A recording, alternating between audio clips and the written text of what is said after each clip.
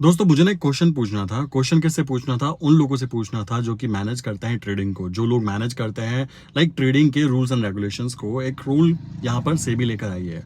सेबी क्या कहती है? सेबी बोलती है कि बेटा अभी तक जो म्यूचुअल फंड हुआ करते थे, उनके जो ईटीएफ हुआ करते थे, स्पेशली गोल्ड ईटीएफ, वो फॉलो करते थे किस चीज़ को? इंटरनेशनल गोल्ड प्राइस को, जिसको हम लोग भी फॉलो करते हैं, जिसको बोलते हैं एमसीएक्स। के ऊपर तो हम उसको गोल्ड बोलते हैं, बट इंटरनेशनल मार्केट में स्पॉट प्राइस बोलते हैं। कॉमेट करके वहां से आता है, वहां से असली गोल्ड पता लगता है कि उसका प्राइस क्या है। और ये गोल्ड कौन कैलकुलेट करता है? जो गोल्ड के बड़े बड़े लाइक कह सकते हो संस्थाएं, वो इसको डिफाइन करती हैं।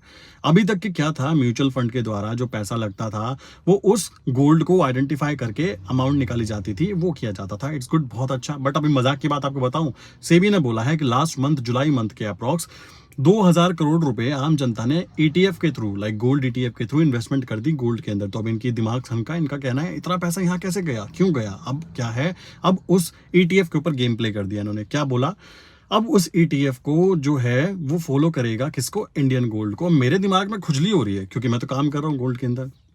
मेरे दिमाग में खुजली ये हो रही है कि मालिक इंटरनेशनल गोल्ड जो XAUSD होता है उसको फॉलो करता है कौन? एमसीएक्स का गोल्ड।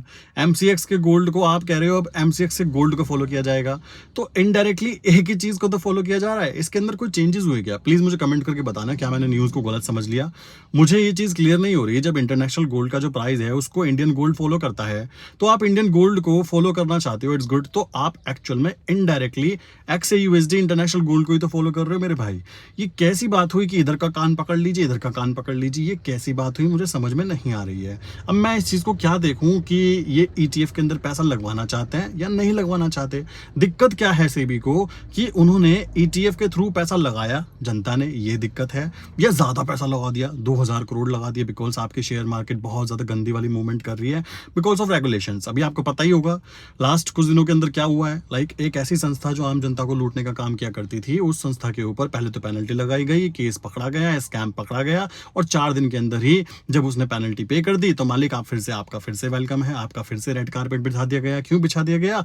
आप जनता को आप फिर से लूट लीजिए, कोई दिक्कत की बात नहीं है। आपने 4-5 हजार करोड़ जो हमको दिए हैं वो तो आप 2-4 ट्रेड में ही कमा लोगे, 2-4 ट्रेडिंग सेशन में ही कमा लोगे। तो ऐसी चीजें कर कर आप रिटेल ट्रेडर को मत मारिए, सिंपल सी बात है। अदरवाइज रिटेल ट्रेडर चुपचाप इंडियन मार्केट छोड़कर फॉरेक्स मार्केट, क्रिप्टो मार्केट पर शिफ्ट हो जाएगा। और कमाल की बात है, इंडिया में ढंग के कोई क्रिप्टो एक्सचेंज भी नहीं है जिनको गवर्नमेंट रेगुलेट करती हो, टैक्स लेने के लिए वो सबसे ऊपर खड़ी हो जाती है।